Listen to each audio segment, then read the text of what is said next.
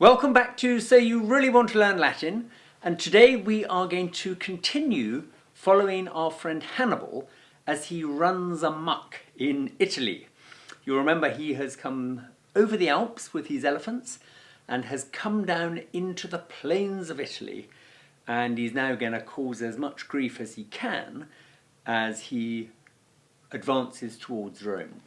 First off, he beats the Romans in a battle between the rivers Po and Ticino. Then he beat them in a battle at the River Trebia, in conditions that were so cold that his men had to cover themselves in oil to stay warm. Sadly, no one thought of covering the elephants in oil, and all but one of them died. Then he advanced further south into Etruria and beat the Romans yet again at the Battle of Lake Trasimene. In this battle, the Carthaginians crept around under cover of this incredible mist that was coming off the lake. They crept around the back of the Romans and attacked them in the rear. The Romans were caught completely unawares, and then just to kind of add insult to injury, there was a very violent earthquake which, further unsettled them. And basically they went down. So that's 3-0 to the Carthaginians so far.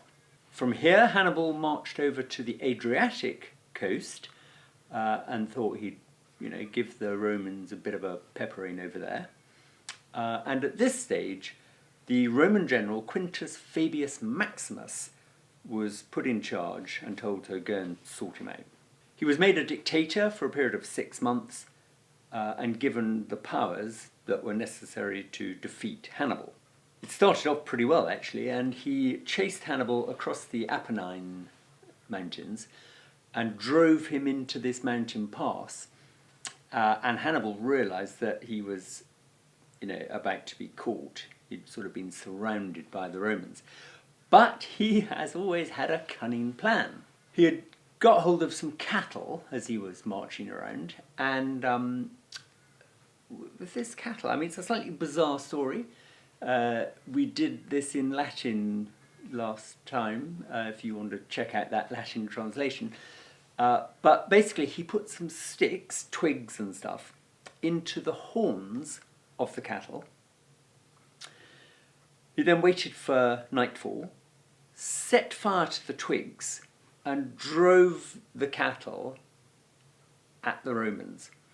And the Romans, who thought they had the Carthaginians sort of surrounded in this kind of ambush, suddenly saw these balls of fire running towards them, and they panicked and, legged it, and the Carthaginians escaped.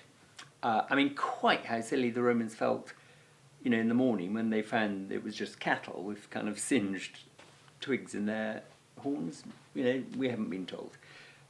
But yet again, the Carthaginians came out on top.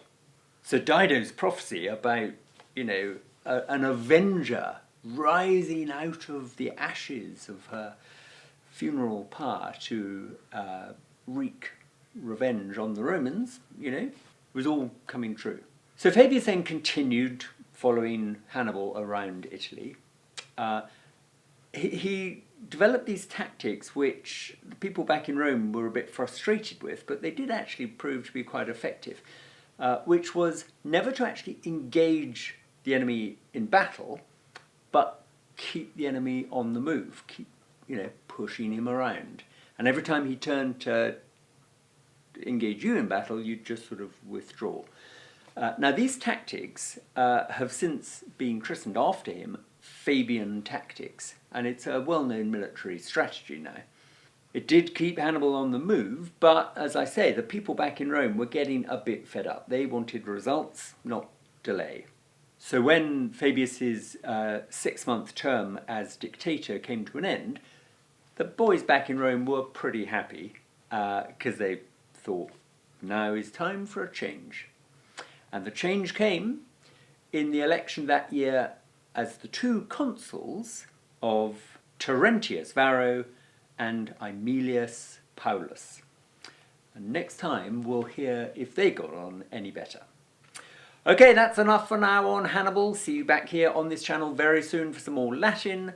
and keep up the good work. Do subscribe to this channel if you haven't already, and I'll see you very soon.